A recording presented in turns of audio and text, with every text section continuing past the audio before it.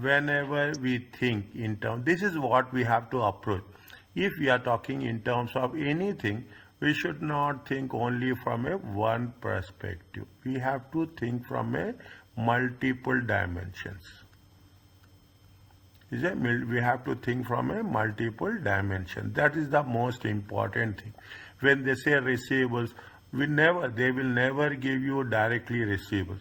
If they say receivable, they will see what is the impact on cash, what is the impact on current assets. They will say definitely. We are talking in terms of receivables. If we have the receivables, it will have impact on the payables also. It will have impact because receivables will lead to payables. Okay, receivables we will say it have impact on the cash operating cycle also.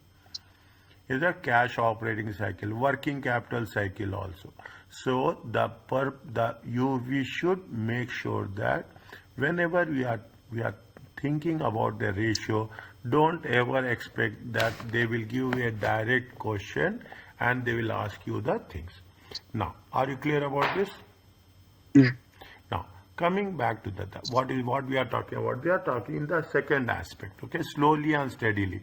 See the thing. This is where they will create the things. First, what we have done with respect to the profitability ratio. Then they are talking in terms of liquidity ratios. Then they are talking in terms of efficiency ratios. Okay, then we are talking about in terms of the assets long term. Okay, now same thing is that's when you are talking about total assets turnover. This we know the things. Okay, now what we are doing, see what is the purpose. It measures. Okay, this is where it measures the amount of sales revenue company generating for each of use of each currency unit. Is that for each currency units amount your sales is going to be $20,000. Okay, your fixed assets is that average fixed assets is going to be, assume average fixed assets is going to be 12,000. Okay, then we'll say for 1 unit of currency how much you are generating sales. Okay, in terms of times. Okay, in terms of time, it provides and the efficiency. Definitely you are doing the business, is it right? Why on all its investments? See the thing, people what they will say now, people are going to make sure that it is going to be worked for 24 hours. When we say it is 24 hours, what does it mean? Tell me how you are going to understand what is the importance of your business when you say it is 24 hours. It means what? Is that, see, it's what will happen? You are utilizing the assets, is it right? You are utilizing the assets in terms of our 8-hour shift. Is it? The more you utilize the assets, the more you generate the revenue. It is that whenever we are talking about the assets, total assets, we will cover. People will ask you, what is your assets turnover ratio? Is that you will say that my assets capacity, my asset utilization capacity is 60%. My asset utilization capacity is 90%. Sometimes you will say my assets utilization capacity, sometimes it will exceed. They say that it's going to be 110%. You are hiring more assets. Is that the moment you are utilizing more capacity, that's what it's the capacity utilization leads to the revenue generation. Is that I'm writing very clearly here. Is that what will happen? The capacity utilization. Okay, capacity utilization leads to what? It leads to revenue generation. That is the reason what we are doing. We are talking about 24 hours. Is it right? You see the hospitals, 24 hours. See, the fixed cost is going to remain same. Is that the fixed cost is going to be remain same? It doesn't make any difference. What is the variable? Only the thing that matters is your variable cost. Is that you are using the assets. Why you have to keep idle for for 8 hours. We are not doing, is that we are not doing. That is what it says. Whenever you are talking in terms of total assets, the total assets leads capacity utilization leads to a higher revenue generation. Okay. Is right? That is why we are talking in terms of 24 hours. Are you clear about this? Yeah. Okay, same thing happens. Okay, same thing happens with respect to fixed. See, we are not talking only about the ratios. We are going to have a in-depth. It is a in-depth analysis with respect to that. How we are using property, plant, and equipment. Is it right? Net excluding depreciation. Is it right? Since both the total assets turnover and fixed assets turnover relates to the income statement item to a balance sheet item. See, this is we are talking in terms of income statement. This is in terms of the balance sheet. Yeah. Is it? Because why it is why we are taking the average? Is it right? Why we are taking the average? Because you are using over a period of time. Is it right? This is a running balance. Okay, we should have, you will purchase. You will have the opening balance.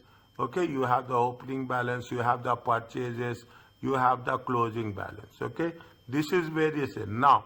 When they will give you 2 years, isn't it? When they will give you 2 years, that you have to take the average. Is that then what will happen in 1 year, in the year 2023 and 2024? We have to analyze in which year it has been. Is there any changes is happening during a specific year as such? Because of that, 1 year the sales turnover will be more, and 1 year the sales turnover is less. We should know the reason behind it. Are you clear about this? Is it? That's what we are talking in terms of the average balance as such. Okay, fixed. This is the total assets turnover ratio. Is the fixed assets turnover ratio. Fine. Now the most important one. Okay, the most important one. You are having so many ratios. Is that if you take into consideration, as a matter of fact, more or less we have done all the ratios. Okay, you have book value per share. What it talks about? It talks about the market conditions. It talks about what? It talks about the share market. Okay, it talks about the share market. See, we cannot say that one ratio is more important or one ratio is less important. But if you take the indicator as such, most of the cases, they say that one of the indicators to assess, to evaluate the performance is your price earning ratio.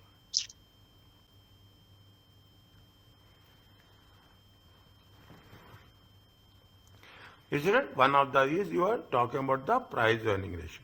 Other things are there, fine, because price earning ratio, what is there? When we are talking in terms of price earning ratio, it takes into consideration market price per share divided by earning per share.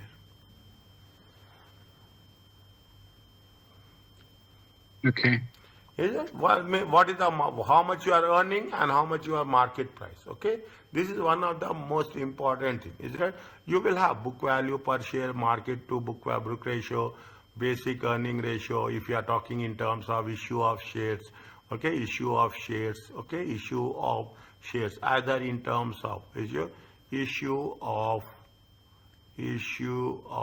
shares, okay, issue of additional shares. Make it very clear. Is that issue of additional say in terms of bonus, in terms of rights, okay, in terms of rights, in terms of new issue, is that then there will be a diluted earning per share. You have the earnings yield. How much yield is nothing but how much you are getting in the current scenario. Is that yield is what is you are earning right now, okay? In terms of earnings, in terms of dividend. You have the dividend payout ratio and you have the shareholder return ratio. Okay, All are specific. I will never say that it is the things. Is it right? Now, when we do the things, what each ratio will reflect, what the importance or significance of each ratio. That's very important. Book value per share represents the per share amount of the common shareholders with respect to the to be liquidated at the amounts. Is that in terms of what? Company's balance sheet. See, what is the book value per share? See, whenever we are talking in terms of financial statements, I will write it in a specific way. Whenever we are talking, when we are having a financial statements, is it whenever in the financial statement, I will say, because here they are using the balance sheet, I will use the balance sheet only. Okay, I will use the balance sheet. In the balance sheet, what will happen? You are using the book values. Is it? Book values is based on what? Based on the historical values. Okay. Now what they say, how much, if you are liquidating, if you are winding up, what is the book value of the shares in terms of divided by number of shares? The excess left equity will go to the common shareholders after paying off all the liabilities. Is that in case of liquidation, is it right? You can put it in terms of liquidation, in terms of bankruptcy, in terms of mergers, acquisitions. We will take all the things, but we will not only talk about the book value, but also will take into consideration market value. Book value can be rarely, is it right? Book value per share, I am telling you again, it is rarely used. Okay, it is because it is. So the book value is used only for in case of liquidation? Not in terms of liquidation. We are getting an idea. Okay, we are getting an idea about how it is going to be assessed. Okay, how it is going to be assessed, either in terms of at the time of liquidation. Okay. At the time of liquidation, at the time of mergers. Okay, this is not a, see again I'm saying, this is not the right indicator, but it will give you an idea. Is that it will give you an idea? Is that book value per share can be used possibly with assessment only to assess merger terms. Only to assess, only to get an idea. See the thing, words are very, very important.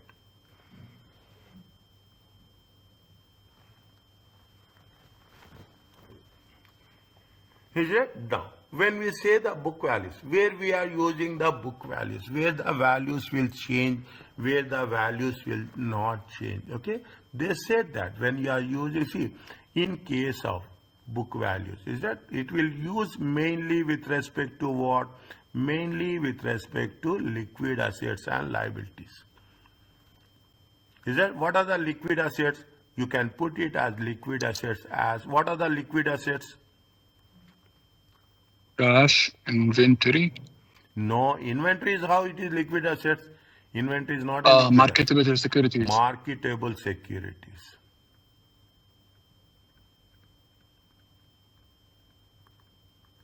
Receivables, net receivables. Is it? Net receivables. And with respect to the liabilities, it is the payables. It is the overdraft.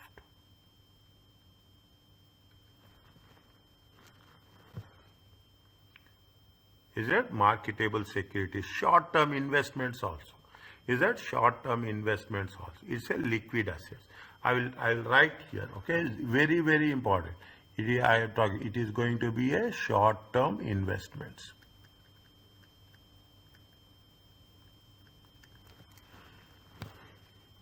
Because these values will remain same irrespective of what? Cash value will remain cash. Whether it is 100, book value is equal to the realizable value. Okay, book value is going to be equal to the realizable value asset. Book value per share, is it right? Divided by, fine, okay, that's okay. Are you clear about this? Yeah. minus preferred equity, okay, minus preferred equity, preferential shares, okay. Yeah. Now, the number of, that's fine, okay, they were talking about the balance sheet date, what is the weighted average, just read this one.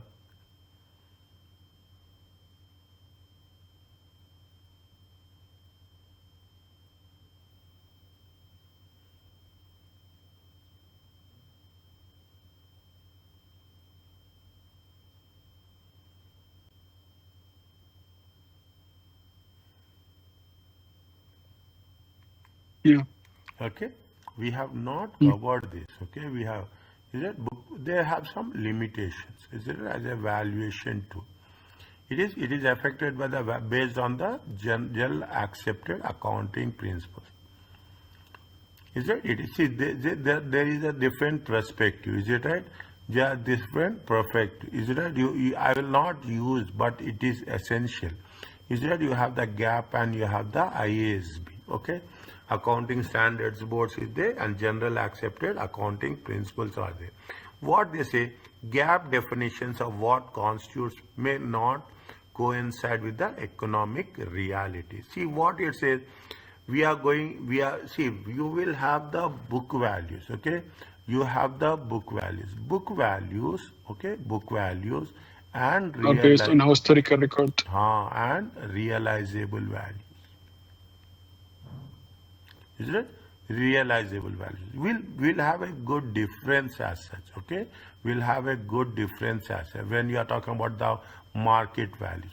Basically, when we evaluate the things, we have to, I will make it very, whenever we are taking into consideration, we cannot judge based on the book value.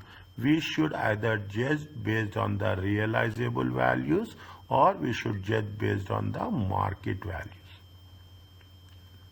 You are doing your car insurance, okay? You are doing your car insurance.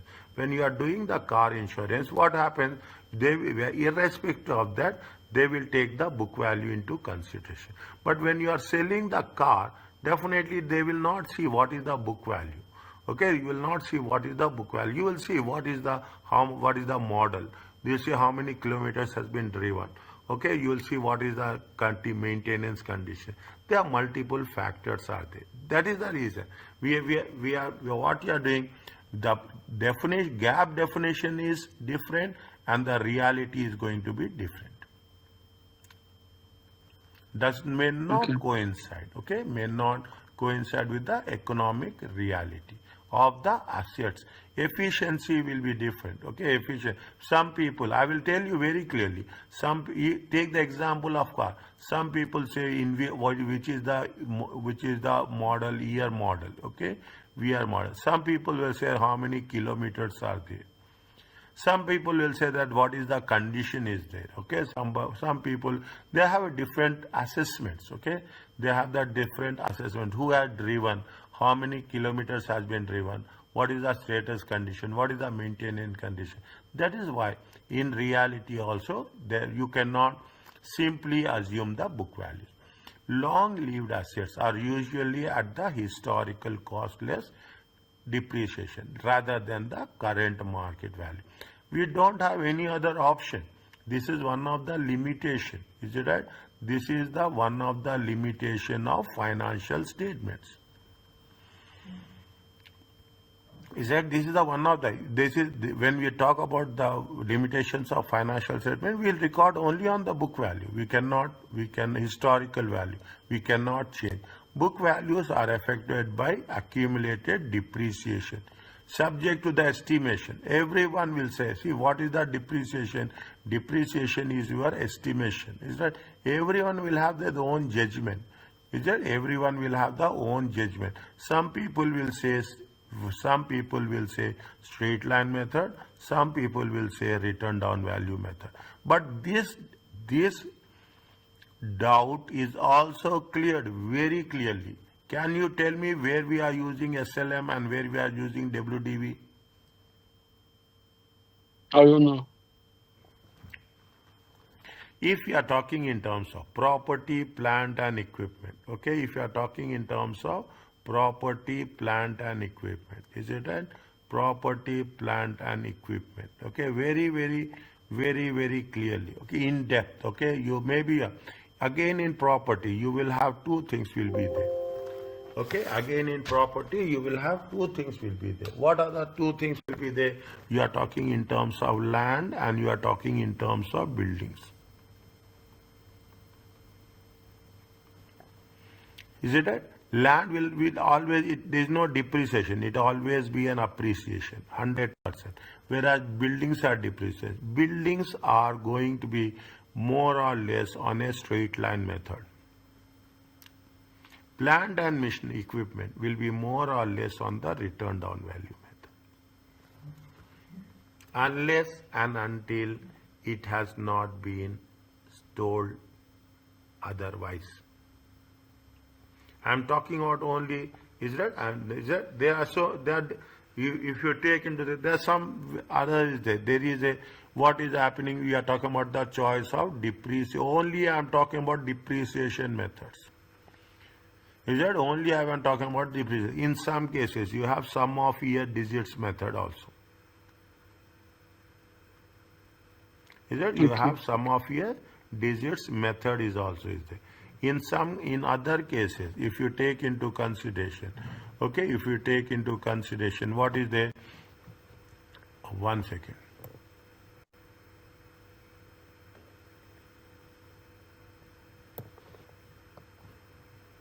Is that if you take into consideration, is that how many methods are there depreciation? Tell me. Sure. No. This is 1. This is 2. This is 3. And which one is 4?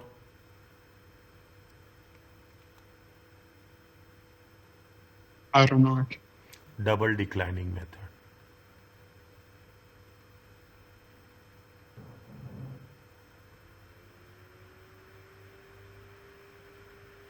Is it double declining? You are using the return down value method. You will multiply it with the percentage into 2. Is it? So now, what is the point of discussion is, see, you have so many things. Okay, you have so many factors are there. You are talking in terms of a straight line method. You are talking in terms of a return down value method, sum of year digits method, and double decline. It is all about the judgment, okay, your assumptions. Is that every manager will have their own assumptions. Is it right? You will have your own assumption. If you have your own assumptions, is that you cannot question it. Is it right? And as a matter of fact, in order to see, this is where there is a possibility of increasing or decreasing the profits. Okay?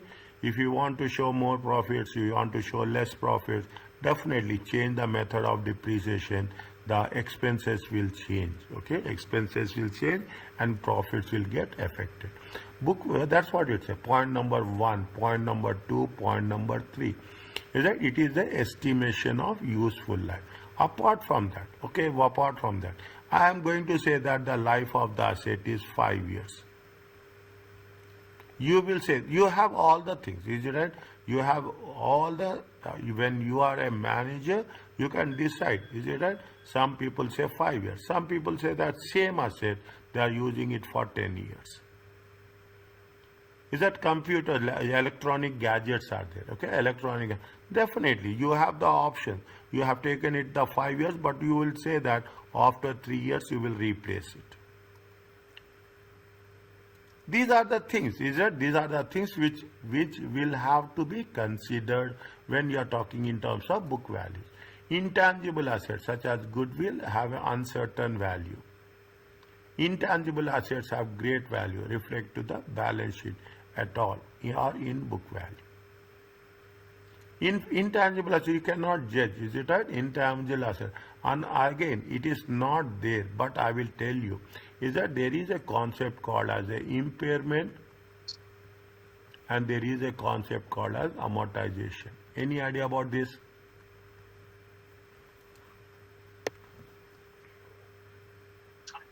Amortization is for the brands. For example, there is brand Starbucks, for example, there is amortization on the brand itself, correct? An impairment. Impairment, I don't remember it, to be honest. See, now is that if the you know the life of the asset, is it right? If there is a finite life, is it a finite life? You know, finite life is the intangible assets. It is for 10 years, 5 years. Then we use amortization. If you don't know the life, is it right? If you know infinite life, okay, it is a infinite life. Then in this case we are showing amortization. Write down Impairment, you mean. somewhere. So if it's infinite life, it's impairment? If it is finite life, amortization. Okay. 10 years, 5 years, 12 years, 6 years, 3 years, any finite life, then structurally we will reduce the value. Then it is going to be a amortization. If you don't have, if your infinite life is there, every year you will, infinite life, every year you will value. Is there intangible assets? Every year you have to value. We don't know. Then it is going to be a impairment. Okay, okay. Okay, very important differentiation with respect to amortization and impairment. All right. The assets and corresponding off-balance sheet activities. What are the off-balance sheet activities?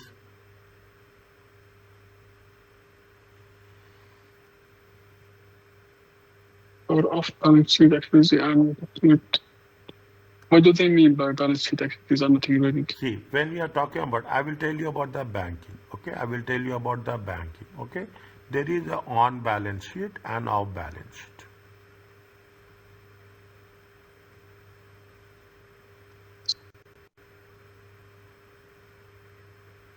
So many things are there. Is it right? The moment you go there in detail, you will find you should have a comparison. Any idea about on-balance sheet and off-balance sheet? Banking. No. If you take the banking into consideration, okay, on balance sheet items is what? It is loans, okay, it is loans, it is and liabilities. Is it? It is loans. Loans will be for the banks, loans are the assets. For the banks, deposits are the liabilities. Whereas, what are the off-balance sheet items? Is that anything we are getting fees, anything you are getting commission. We see what happening, annual fees. They will not show annual fees. As before beginning, at the beginning of the year, they will deduct annual fee. The moment they are providing the service, they will deduct the fees. Okay, they will deduct the fees. You are providing, you want a replacement of your debit card. First they will deduct money and they will issue debit card. You want monthly statement. First they will deduct the money, then they will issue a monthly statement. Okay, those are called as off balance sheet item, which are going to be shown in the income statement only. Whereas you have a there is off balance sheet item. And what is the on balance sheet items? Loans. Okay, loans for the banks, loans is an assets. For the deposits is a liability. Means what they say, the assets and corresponding liabilities for off balance sheet items are not included. Is it? This paragraph is really to make sense. Okay. Okay, it really makes sense. Now read this one.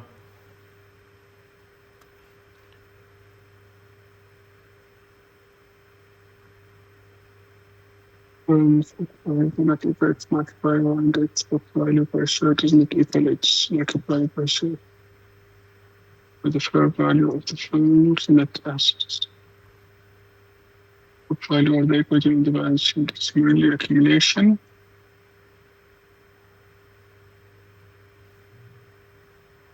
of accounting entries and adjustment that have not been recorded during the company lifetime. Book value or the equity on the balance sheet. It's merely an accumulation of entries and adjustment that has been recorded during lifetime. Okay. See what it says. The book value does not equal its market value 100%. Okay. And book value per share does not equal to market. When book value is not equal to market value, we cannot say that book value and market value will be. Nor does the book value equal to the fair value. Any idea about the fair value? The true market value, right? Huh? True market value? Yeah, true market value. What you have said, I am taking that into consideration. I will true market value. Okay, true market. I will add something more to. Is it right? Means the transactions will be done in arm's length transaction. This is the technical word which you use in the financial accounting. Arm's length transaction means neither, is it right? It should be neither overpriced nor it should be underpriced. Mm. Is it right? There are so many things, a fair value, is it right? It should have an active market. Is it right? It should have an active. The one is it is a arm's length transaction. It should be neither overpriced nor underpriced, and it should have an active market. That is the concept. A very brief, very specific explanation for the fair value. That means what they say that if you rely on the book value, it is not going to give you any reasonable assessment of the true value of the assets. Okay, true value of the asset. The original capital that was used to start the company is the book value. Is a market value per share, book value per share, you can say. Book value, if you take the original market value, is going to be market value used. If you take into consideration, it is $1 per share. Is that this is going to be book value. Whereas market value of what is there exists in the market as on the specific day. Proceeds from additional shares issued and sold minus the shares repurchased. Is that proceeds from the additional shares, whether we have issued or we have sold, okay, minus the, when you are saying proceeds from the additional shares issued, what will happen? You have a cost, you will have the share capital, okay, plus you will have a share premium. Both the things should be shown separately. Okay, you have the, means you should know what is the, how much you have sold, how much you have issued, how much you have sold, and how much you have repurchased. Definitely there will be some differences will be there. Okay, retained earnings, is it right? Minus dividend accumulated over the life of the firm. What is share premium? Is it? Assume you are issuing the share. Okay, you are actually the value of the share is going to be, you take into consideration our Omani riyals only. Okay, the value of the share, where I will write here, I will write. Okay, the value of the share is how much? 100 paisa. Okay, 100 paisa per share. Okay, now when you are issuing, if it is issued at a higher price. Okay, assume you are issuing at the 220, 0.220. Is it? You are over subscription. Okay, now what will happen? Then we will divide this under two different segments. 0.100 is the share price and 0.120 is the share premium.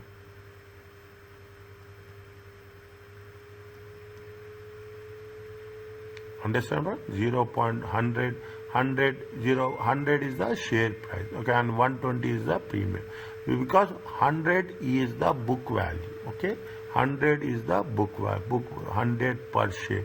This is the book value.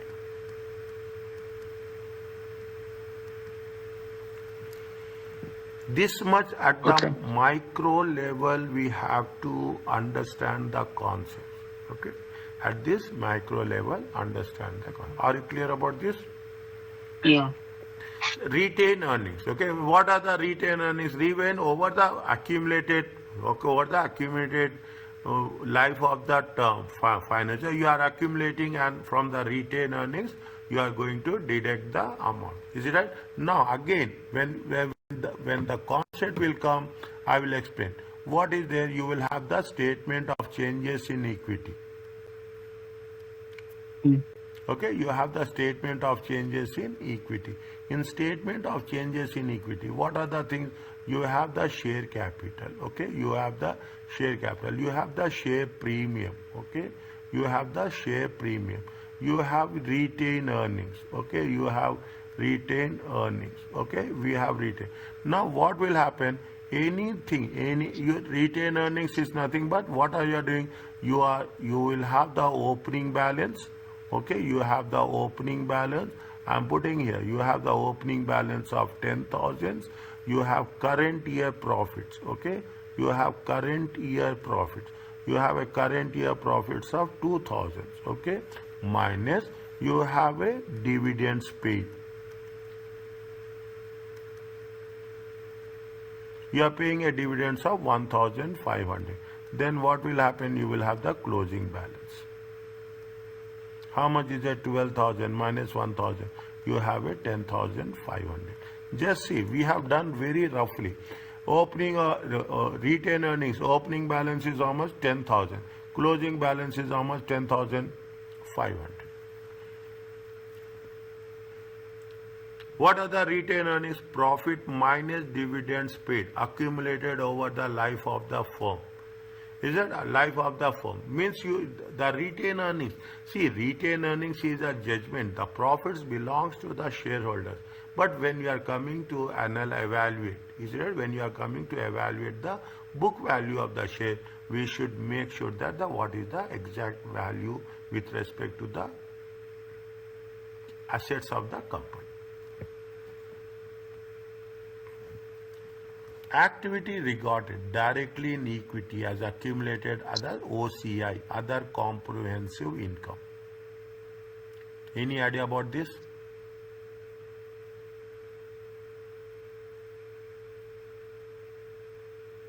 No.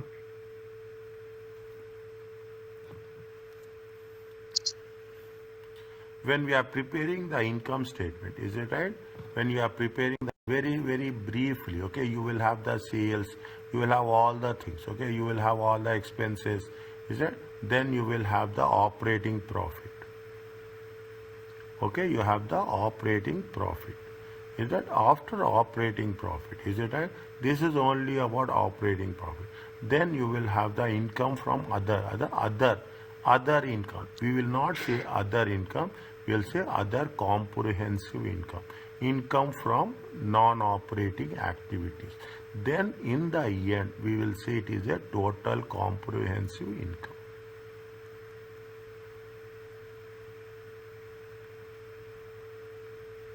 Isn't it the same as EBIT?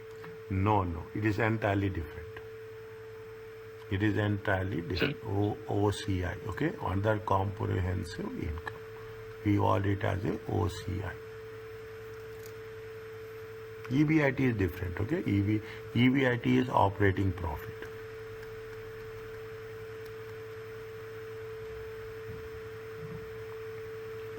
Is it right? Means we should, what is the message is, we have to make sure where is that activity regarded directly in equity as a OCI. Is that other comprehensive income is you have to record in where we have to record it into the statement of changes in equity. Mm. Is it? These are the things. Because of the limitations, these are all limitations. Is it? Because of these limitations, their book value used to compare relative values of two companies are often used to, if book value is used to compare the relative values of two companies engaged in the mergers negotiation, adjustments are often made as follows. If there is any mergers, is it right? If we are talking about the mergers, two different companies will have two different approaches.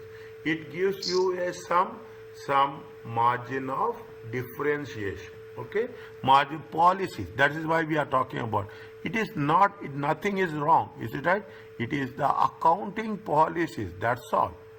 Is it? It is the accounting policies, okay, that differs from company to company.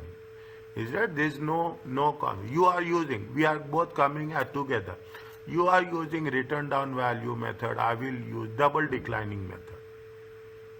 Okay, definitely. Is that if you want to make a synchronization, is it that if you want to make an integration, we have to believe. That is the reason whenever there are mergers and acquisitions, people will go in detail.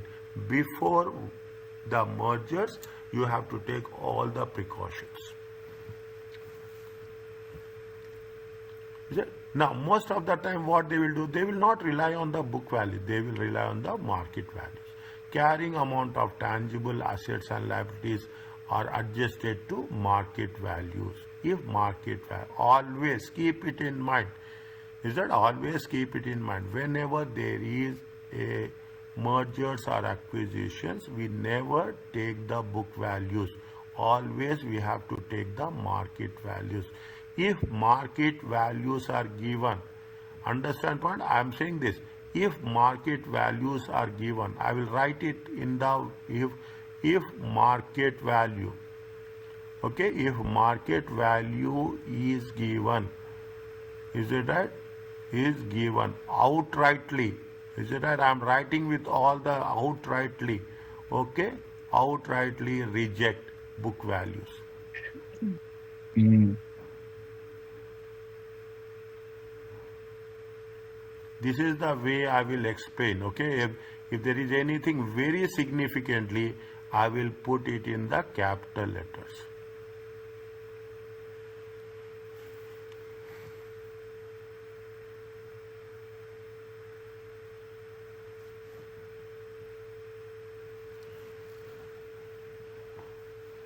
We should have a good command, okay. We should see, this is where they say when you are talking about the CMA 2, we should have a good command over the accounting assets, okay. So this nothing is there, only what you are doing, we are going in depth, in detail about financial statements, that's all.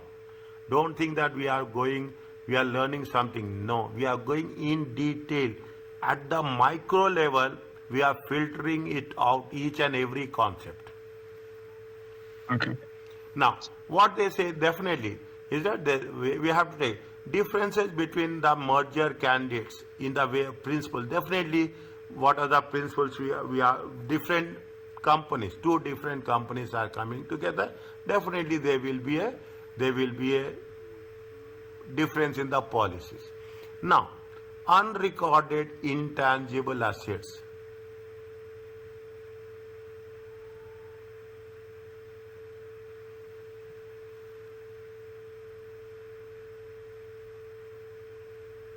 Any idea about intangible assets measurement?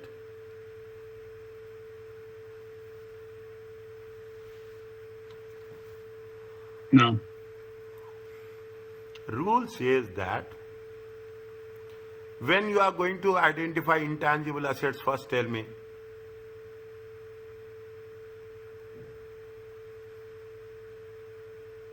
It's something intangible, right?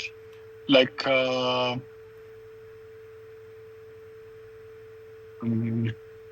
for example, the name of something. Good. Yeah, something intangible. Like, for example, KFC. The name itself, it's intangible assets. No. See the things. You're starting. You started your own business. Okay. You started your own business. Okay. Now, I will take the example. Okay. I will take the example of Talabat. Is it right? I take the example of what I will take the example of Instagram.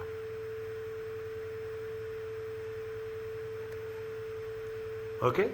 Now, you take the thing. Instagram, okay, or Talabat. How they value? They value based on the users. Yes or no? Correct. Value, number of users, value is more. Number of views, values are more. Okay? Number of subscribers, value is more. But when you will determine the value, you cannot say that my value, the Talabat cannot say that my value is 2 million riyals. If somebody is internally generated will have no value. Understand what? Internally generated intangible assets will never not be recognized. Externally, whenever there is an acquisition, keep it in mind, whenever there is an acquisition, is that whenever somebody is purchasing, then they say that Talabat value is $1.2 million. I cannot say my value is 1.2 million, okay? I will say my users are increasing, fine. I can make assessments, I can take the option of that, but I cannot reflect it in the balance sheet. Is it? It's the balance sheet. Unrecorded intangible assets such as internally developed patents, unrecorded. You have developed the patents, it is not recorded, for which GAAP permits only registration cost and legal fees for filing the capital to be capitalized. See the thing, unrecorded intangible assets, internally generated. What the GAAP will follow the rules. GAAP will only recognize the registration cost. It only recognizes the legal fees to be capitalized. Other things will never be capitalized, which may have a greater fair value or recognized, but which may have a greater fair value or recognized. What they say, permits only registration fee, means if there is an intangible assets, registration cost and legal fees can be capitalized. Internally generated, externally generated will never be going to be, internally generated will never be recognized. Externally generated will be recognized. Write down there somewhere. Okay, these are the very small, because in the questions it is there. We will come across in the question, they will say internally generated, they will say externally generated. Then they say that they have given internally generated is acquired. Then we are talking about the market value. Is that then once it has been acquired, then we have to add the acquisition cost of the intangible. Then only we can measure. Otherwise, if it is not a transaction, we cannot measure the value of intangible assets and we cannot show it in the balance sheet.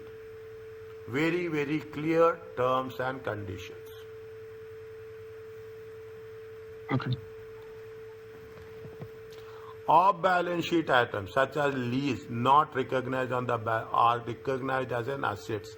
Is it? Are recognized as assets as a right of use of assets. And in the liabilities is lease liability. Any idea about, very quickly, any idea about right of use of asset? Actually, I know it's something about IFRS, but I don't have No problem. No problem. Okay. depth information about it. I'm not using intentionally. I'm not using any accounting terms and conditions. Understand? By any terminology, I'm technically I will avoid when we are talking about the CMA. Okay. Now, when we do the things, what will happen? When we are doing the things, here only I will write. Is it right? When you are taking asset on lease, okay. When you are taking an asset on lease, is that it is, if we are taking it on a lease, what we will do, for 5, you are taking the asset on lease for 5 years. Then in all the balance sheets, in all the company balance sheet, they will mention clearly right of use of asset.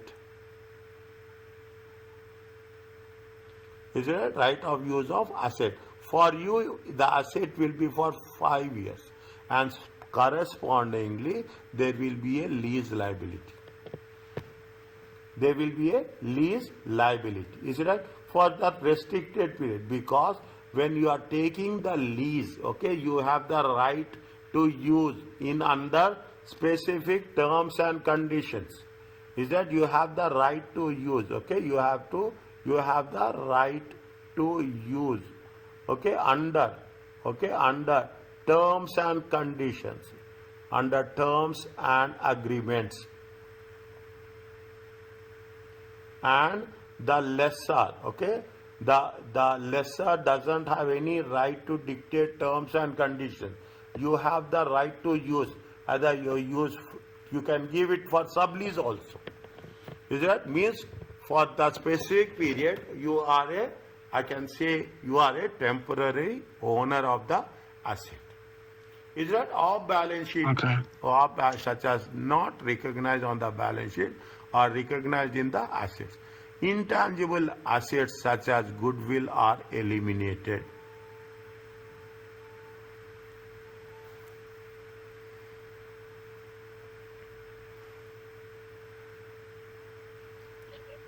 Is it? If preferred stock is has a characteristics of a debt, okay, convertible bonds. If preferred means it is a compound instrument. Is it? It is a compound instrument. Okay, if it is a compound instrument, it may be capitalized as debt at the current market interest rate. Is that if it is having a compound instrument, convertible bonds convertible into preference shares. Usually nowadays we don't have that much preference shares in a global market. Very few companies, you can count it maximum within 2 or 3 digits. Okay. Those companies have preference shares.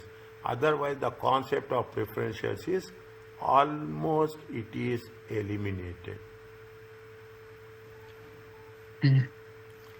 Are you clear about this? Very important concept with respect to what? With respect to the book value per share. Okay. This much in detail we have not covered. Okay. Now, coming back to this. Are you clear about this? Yeah. Coming back, this is a market to book ratio. Is there another interesting? Price to book ratio. In the examination, they will give this type of questions. Is that these are critical thinking areas. Okay, these are the areas. Okay, where you can expect. Okay, the market is the ratio between the current market price per common share of stock and the book value per share as of the same date. Are you clear about this? Read again. Yes. Read again. It is also Open called as yeah, market price per common shares and book value per share. Yeah. Is it right? When I'm saying Let's read, go price to book price. when I'm saying read means I want to make sure that you should get a command over the language. Okay, every time I will do that. Okay, now the market should usually greater than 1. Okay, definitely market value should be more, book value should be less. Okay, market value should be under the gap, where market value of the stock is a good approximation of its fair value.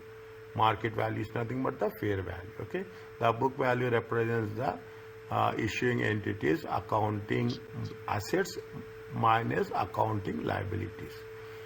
Assets has been appreciated in value or not written up in the accounts under the US GAAP.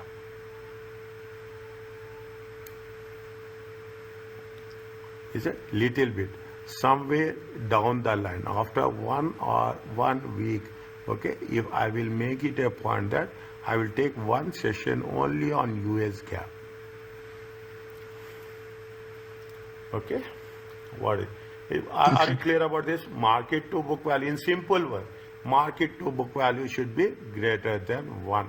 That's all. Don't go beyond that. Okay? If it is a market is the indicator of expectations of future earnings. Okay? If an expectations of abnormally low future earnings may be reflect whether it is going to be less than 1.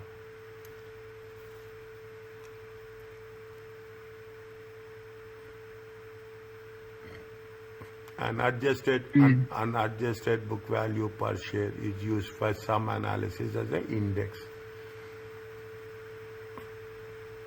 Is it an index again with the company market price? Fine. Assume that the ratio between market price book value should be similar. Fine, that's okay. Analysts determine whether the ratio. Fine. Now, the ratio between market value and adjusted book value.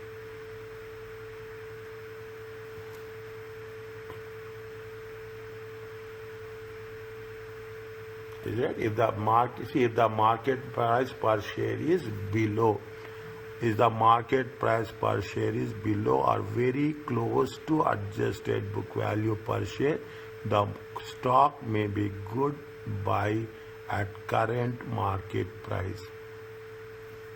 Means neither it is overpriced nor it is underpriced. Understand? Neither, I will say, it is neither overpriced nor underpriced.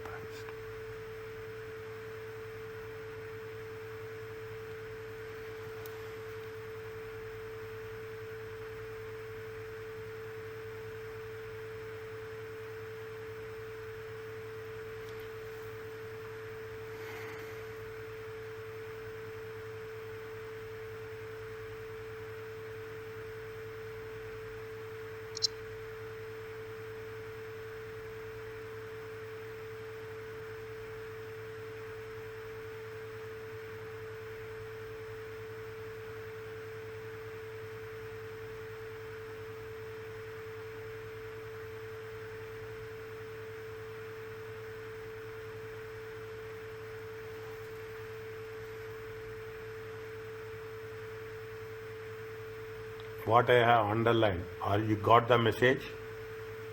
Yeah. Okay? Means, see the thing, this is where it helps, okay? It helps. Is that people, see when the Facebook acquired WhatsApp, okay? We see the realities. When the Facebook acquired WhatsApp, previously it was Twitter, when the Tesla has acquired Twitter, okay? When the Tesla has acquired Twitter, Elon Musk has acquired Twitter, immediately he said that it has been overpriced. Is that he went for a legal case also. He have a legal fight on that also, that it has been overpriced. Then he has taken his own things, okay? Now, that's the most important thing, okay? When the company, a stock of a company on the verge of bankruptcy may be trading at a market price significantly below book value per share. But that does not mean the stock is a good value. Okay, the same thing happens. If I remember correctly, maybe you are too young. Is it that Facebook acquired WhatsApp? Is it? If I remember correctly, they have for $1 of book value, $1 of book value, they have paid around $38. People got that. This is happens in whenever there is a mergers and acquisitions. Is that a correct valuation will not be determined? Is that correct valuation? People will have always. They will, if there is something overpriced, underpriced. That's what happened when Elon Musk has acquired the X, Twitter. There was a huge controversy was there. Is that there was a legal battle that has been overpriced, renegotiation, all the things. But it will not work. Once it is settled, it is settled. But when we are talking about now another thing I will tell you. Okay, these are the things which you should know.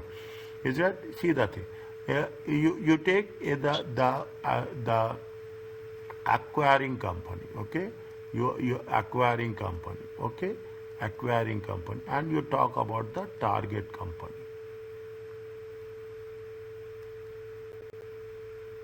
Before, okay, I will tell you before, okay, I will tell you before and I will tell you after.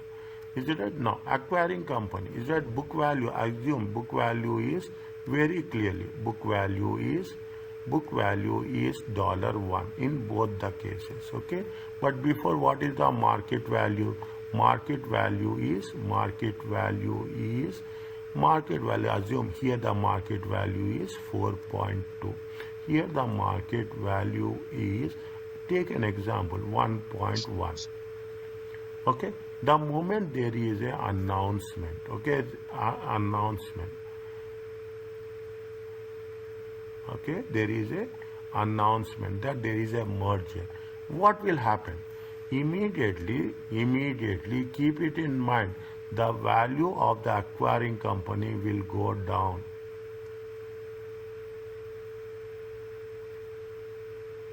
Whereas the value of the target company will go up. Why? The target company, it is understandable, but for the acquiring company, I couldn't understand why it goes down. You are absorbing the losses. You are taking over the company. Is that the moment there is an announcement? After merger, it will be a different case. Okay, after merger, it will be a different. I'm putting it very So when clear. you announce that you want to buy something, it means that this company will lose a lot of Is it? money. So Yeah. that's why it's like this. Yes. Okay, and Okay. this is happening, is it right? I will tell you the moment we are talking about all the stock markets, all the things, we will tell you this is the way it will happen. Okay, you are taking, see, in future what will happen? This company is not doing well right now. In future, definitely this company will perform better. People will buy the shares the moment there is announcement. But what will happen? The acquiring company is absorbing losses. You are taking some bad assets also. You are taking some inefficient assets also. Because of that, for time being, I'm not saying only this is only a short term. Is it right? It is only a short term. Okay, it is only a short term impact. The value will go down and the value will, after merger, slowly they will increase.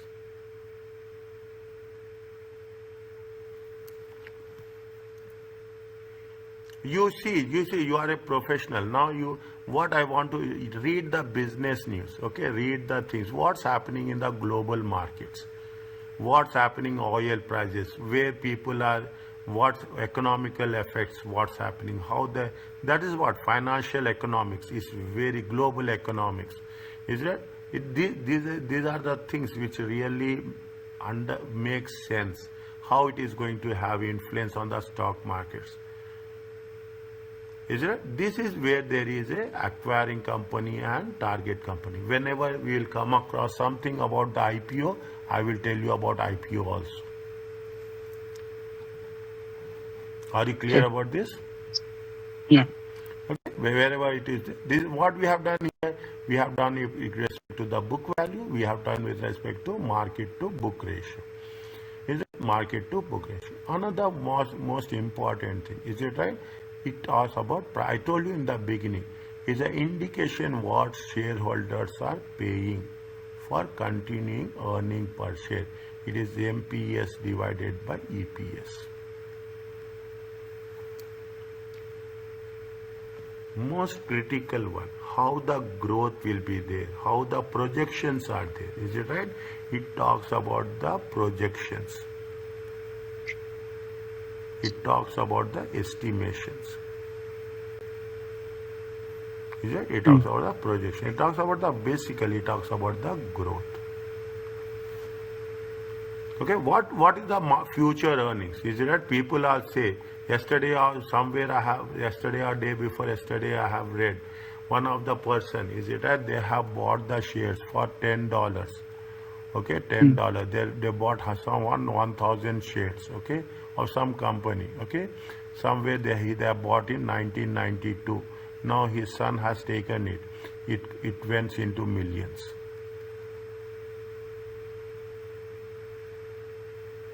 $1992. Okay, they have bought. I will tell you the company name also. I am not getting it immediately. 1992. Father bought the shares. Okay, at the rate of $10. 1,000 shares he bought it. Is that now after almost, if you take into consideration 30 years, after 30, 35 years almost, okay, 30, 33 years, it is in millions. Is that this is where it says it is where, of course we are not talking about that time value of money, all those things. Keep those things aside. Just we are talking in terms of how it will work. It says about what is the future earning power. Whenever the simple indicator, whenever an investor wish to invest in any company shares, one of the most critical ratio that he will evaluate is the price earning ratio. It talks about whether it is in a high growth stage or it is in a low growth stage. Okay. Fine. That's what they say. Read this one. Nothing is there, but that's why I tell you read once.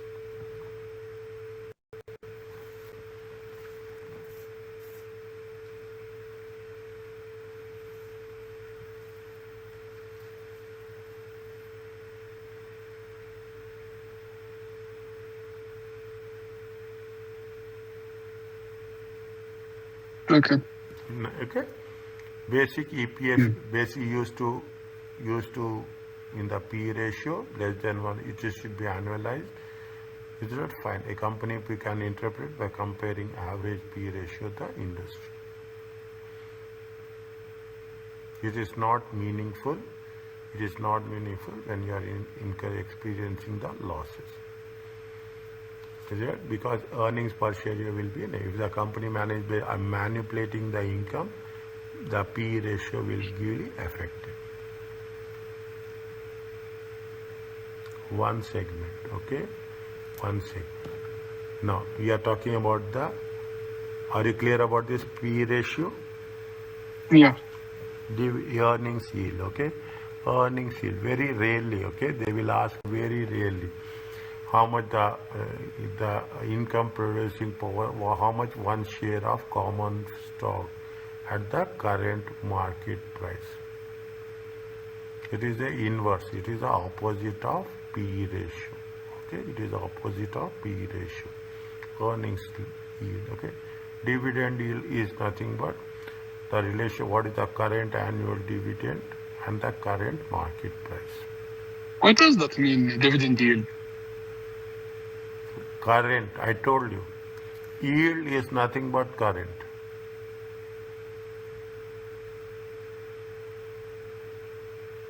Whenever we talk, anyway, dividend yield, interest yield, is it right? Earnings yield. We are talking about what we are getting, what is the current dividend and what is the current market price.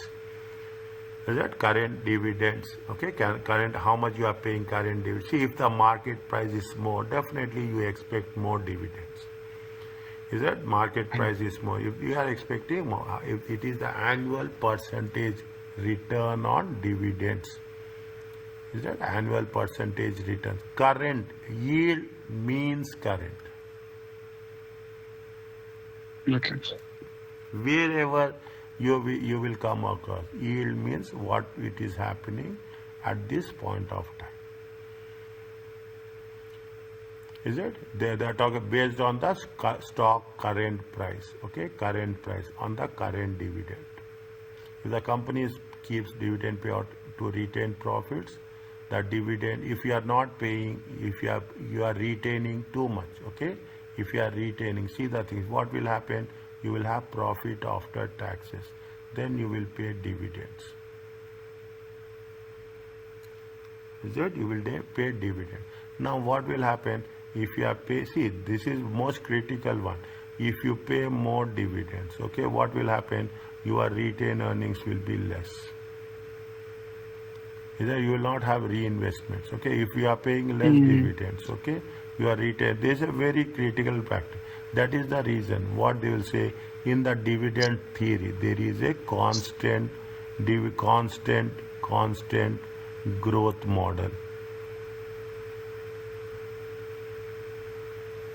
And nowadays, nobody pays dividend as a matter of fact, okay? Most of the multinational companies will not pay dividend. Because they are not paying dividends, automatically the value of the share will increase. Is it? Automatically the value of the share, constant growth model. You are going to say that every year I am going to pay 10% dividends. Is it 10%? And every year what will say? There will be a 10% growth will be there. Means if we are year one, we are paying 10%. Year 2 will be how much? Year 2 will be 11%. Year 3 will be how much? Year 3 will be 12.1%. Got it? How you calculated 11%? Yeah, diametrically.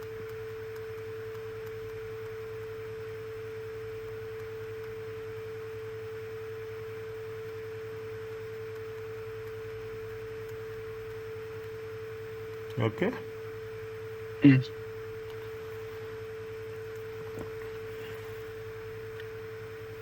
If the company can invest the retained earnings profitability, the company's stock price should increase. Means definitely, if you are paying less dividends, you have more retained earnings. Okay, that is the dividend. What is the current dividend with respect to the current market price? Dividend payout ratio talks about the how much you are paying annual dividends divided by the what they say is the proportion of earnings available, okay, common shareholder that are paid of the dividends to them.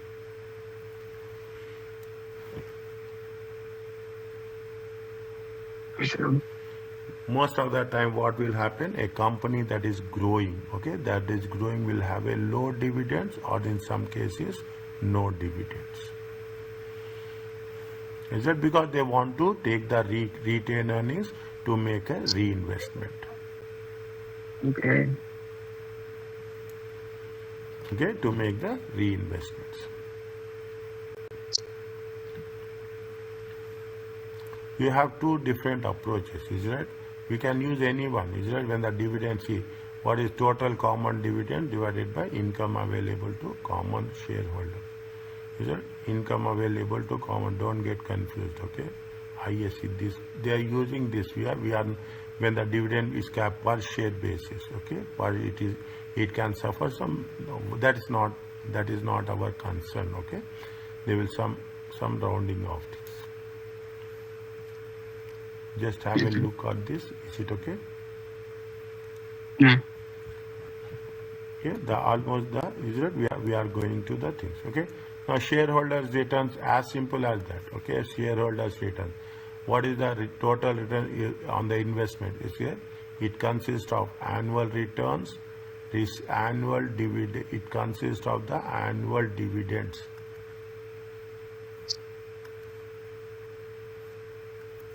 We keep it in mind. In the next session we will come across doing the calculation that we have to, in that case we have to be very clear. Is that ending stock price minus beginning stock price, okay? Have you, what is the, see, I will put it in a very simple form, okay? P1 minus P0. Is it right? P1 minus P0 plus D1 is it divided by P0. Is it right? This is ending stock price is P1. Beginning stock price is P0. Dividend per share is D1. Beginning stock price is P0. Yeah. Okay. Only thing is we have done this. Okay. We have done this. We should have the in some cases it is going to be called as a total return also.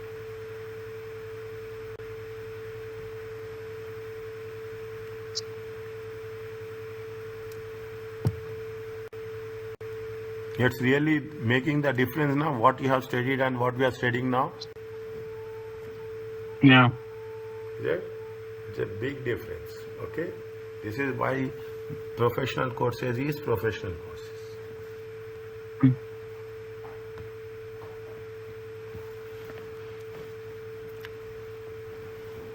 You have two things, okay? You have two things.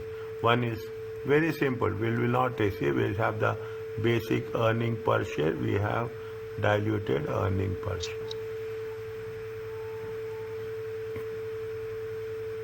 Okay.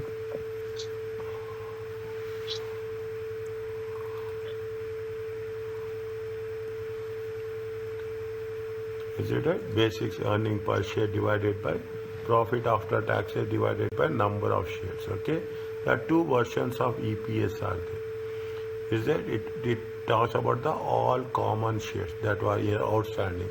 Diluted earning per share is a potential issuable.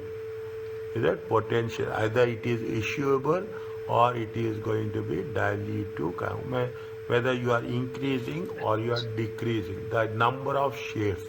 Okay, the number of n. Okay, the denominator. Okay, the denominator. Is that the denominator? Okay, the denominator n. Is it right? Either it will increase or it will decrease. Sometimes there is a buyback will be there. Okay, sometimes see if you are issuing, you should be very clear when if you are issuing. Is that when you are issuing, definitely a number of shares will increase when there is a share buyback. Mm. Okay, the number of shares will also be decreased.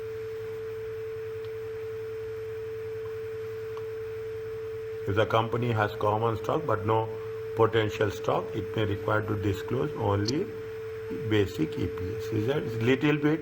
I will say, is that I'll say little bit. I will not say confusing. Little bit challenging.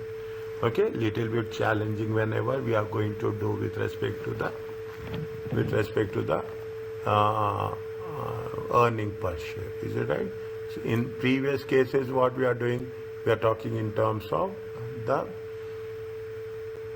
where is that? Income available. Don't get. See, it is not. We have to take the same language. Okay, terminology. We should income available to common shareholders. Okay, otherwise it is profit after taxes. Okay, it is otherwise called as a profit after taxes.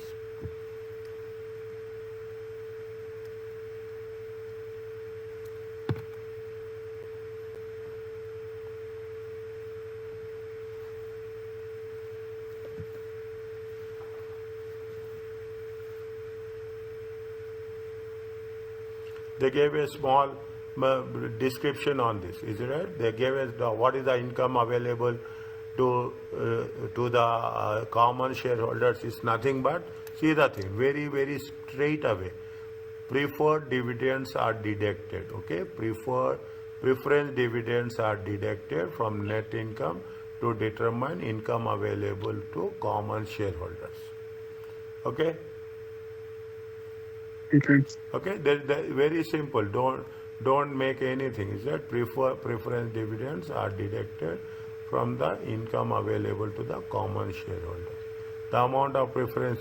When we are talking about the preference shares, there are various categories are there. You have a cumulative preference shares and you have a non-cumulative preference shares. Is that cumulative preference shares means what happens if they will say that if what is the preference shares if you have in some years 2021, 2022, 2023 and 2024, is that if you are not paid preference dividends, okay, if you are not paying, you have the preference dividend, there is a condition, cumulative means if there are, whether the profits are there or not there, you have to, when the if profits are not there, we are not supposed to, we cannot pay. But when their profits are there, definitely we will pay the preference dividends. Usually, the conditions have been very clear. They say that we will consider the last 3 years only. Okay, will there is condition. It's a non-cumulative means no. It runs only for the, it applies only for the current year. Is that it is non-cumulative. If the current year position is there, we will pay. If current year position is not there, we will not pay. Okay. See, again I am saying, actually preference shares are very rarely seen in the as a financial instruments in the global stock markets. Okay. Very rarely seen. Okay, but we should be very. What is the concept of a cumulative and what is the concept of a non-cumulative? Non-cumulative. What they are saying here, they are making a cumulative is one which is earned each year by the preferred share. It is important to note that the word earned each year does not mean the company must pay the dividend each period. Rather, the shareholder earns the dividend and has the right to receive the dividends in the future. Is it? They have the right to receive.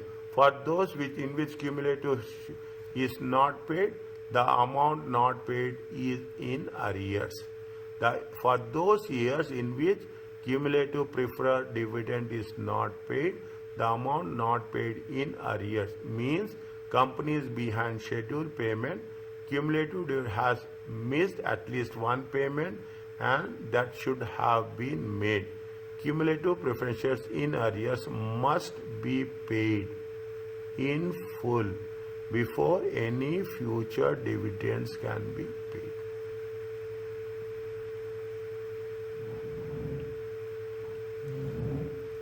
Means any arrears is there, we have to pay those arrears first, then we have to pay the current year dividends. Okay, definitely. This is the, whereas non-cumulative preference shares, they are simply dividends. It is at the discretion of the company.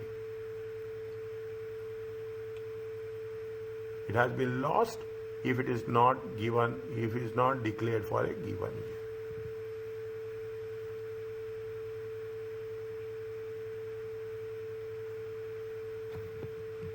Okay, little bit once again. Okay, once again when we are revising it, make it a point that dividends and the non-dividends.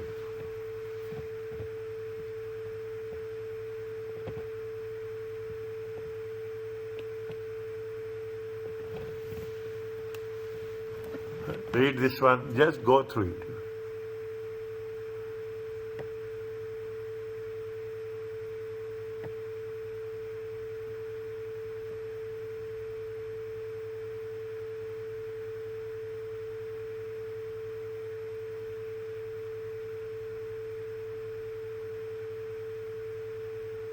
Okay, they are talking about the preferred. How it has to be accounted. Yeah, and it should not be. It should not be included in the common shareholders. It should not be included. The regular dividends on cumulative is deducted from the net income available to common shareholders as it is earned, whether it is declared or not. Yeah. Cumulative, okay? Getting my point? Cumulative means you have to pay in the arrears also pay before you are talking in terms of current.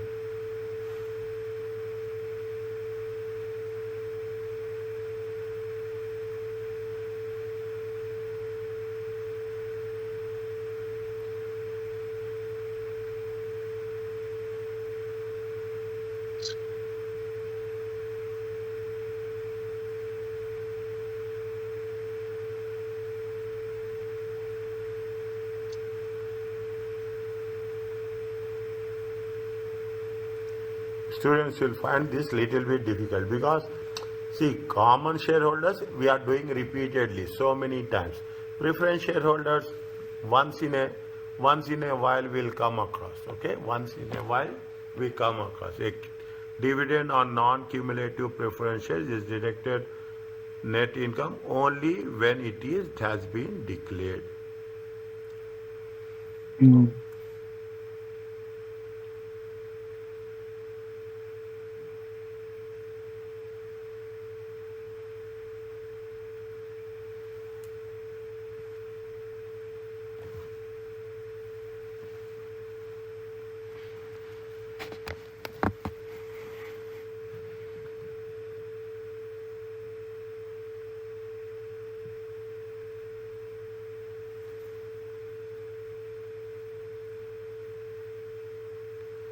What they say, if prefer exam tip, read the things.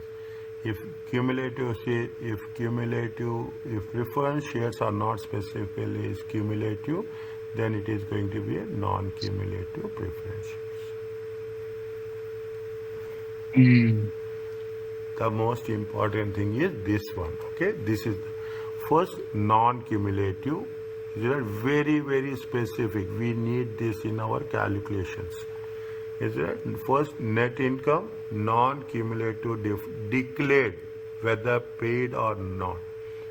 If it is declared, whether is it non-cumulative. Cumulative preference shares earned. Is that we have to earn means if whether in terms of non-cumulative shares it is whether paid if you are declaring you have to deduct. Whereas non-cumulative preference shares, the moment you earn, 1 year is been passed, you have to add it. Is it? You have to add it. Whether declared, whether you are declaring or not declaring, 1 year has been passed, you are eligible to get. Okay, preference shareholders are eligible to get. Whereas in the non-cumulative shares, you only declared, they are eligible. If you are not declared, it is not eligible. Okay.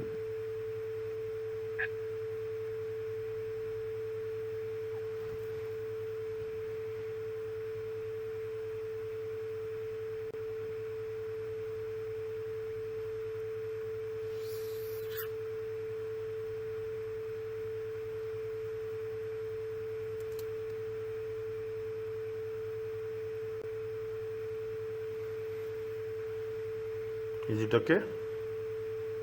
Yeah.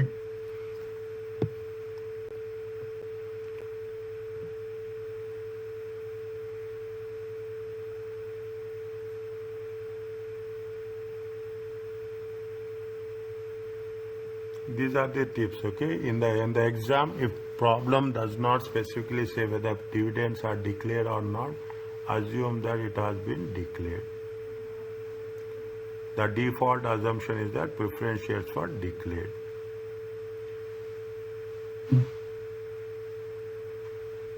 If the question gives you amount of income available common share, do not subtract.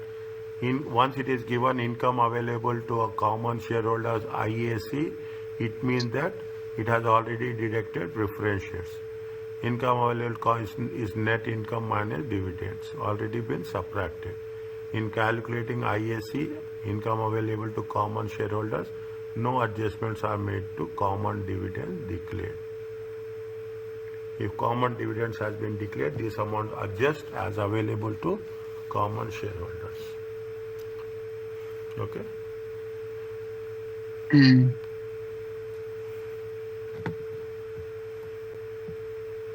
They are talking about weighted average number of shares. Okay, weighted average number of shares. Is it now weighted average number of shares?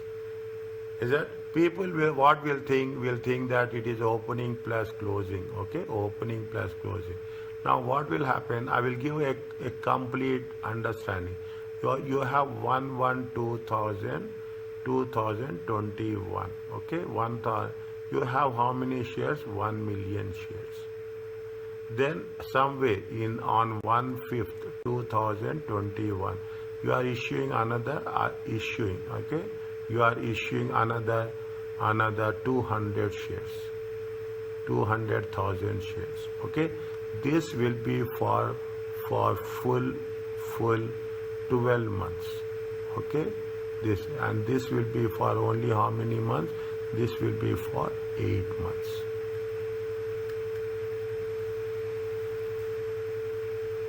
Is it? This will be for 8 months. In that case, we have to be little bit careful when we are talking in terms of weighted average number of shares.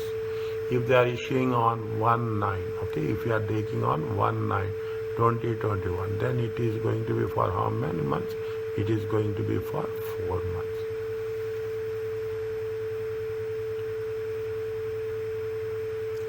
Okay, it is going to be for 4 months. So the same thing has been given here. Okay, the weighted number of common shares denominator. Okay, of the earning per share is the average. Denominator is average number of common shares outstanding each day. Okay, calculated by summing the number of shares. They say that what is happening on each day. We will not take each day. That's very, that is the extreme case. Never, is it? We will take it on mostly on the monthly basis. Is it? We will take into consideration number. For example, if 10,000 shares are issued in July 1st, the weighted number of shares applicable is 5,000 because 10,000 outstanding for only half of the year. Is that? If there 10,000 shares were issued, means we will take only how many shares? Because is that we'll take only 5,000 for 6 months. Okay, we'll take only for 6 months. If what they say, if the company acquires shares during the period, they purchase 12,000 share market. When if they have purchased on September 1st. Okay, that's September 1st. When they have September 1st. September 1st. What is the closing date? What is the day? What is the year?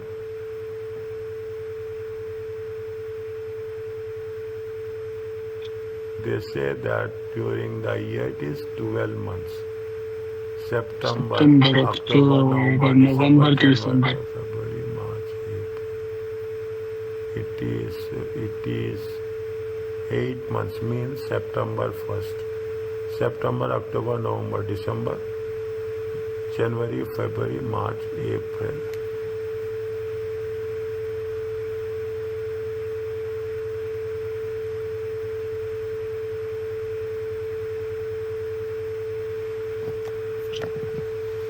Somewhere they have given, they will not put us on the July 1st. They will not put us in that confusion. Okay. Begin with the number of outstanding shares in the period. Whatever the beginning, it is going to be 100%. Transaction that occur after the beginning of the will be adjusted. New shares issued for cash during the period, multiply the percentage of the year, 9/12, 8/12. Is it right? And it will add it to the 100%. Is that if they are issuing how many shares? They are issuing how many? 12,000. Okay, 12,000. 12,000 divided by 8/12. Is that 8,000 shares? Beginning shares are how much? Assume beginning shares are 12,000. It comes to how much weighted average shares is going to be 20,000. Keep it in mind, okay? When we are doing the question answers, this will be reflected, okay? Just understanding the theory makes sense, but application will make more clarity. Okay.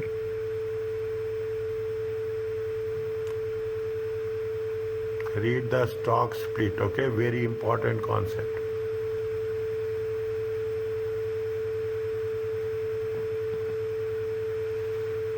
What is the idea about stock split?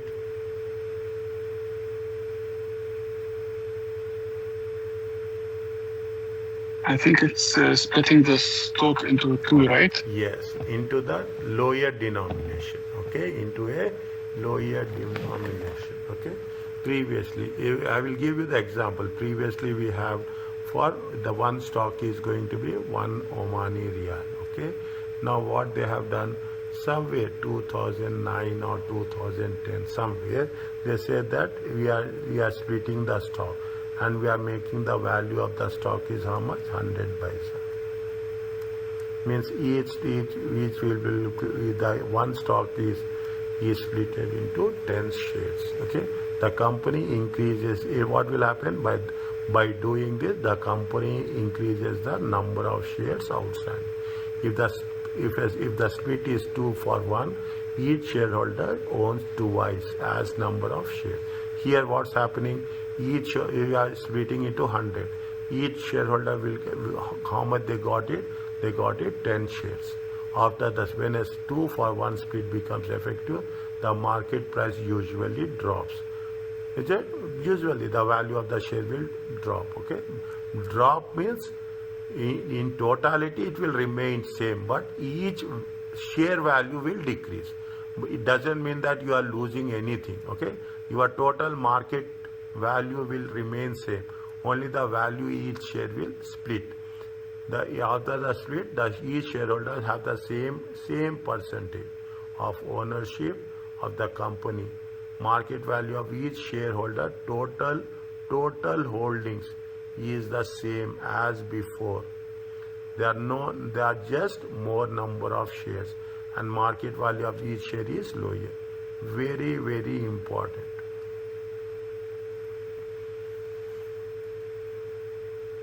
If they ask you only theoretical question, they will focus on here. A stock dividend is nothing but we are paying the dividends in the form of a shares. Okay. Shares.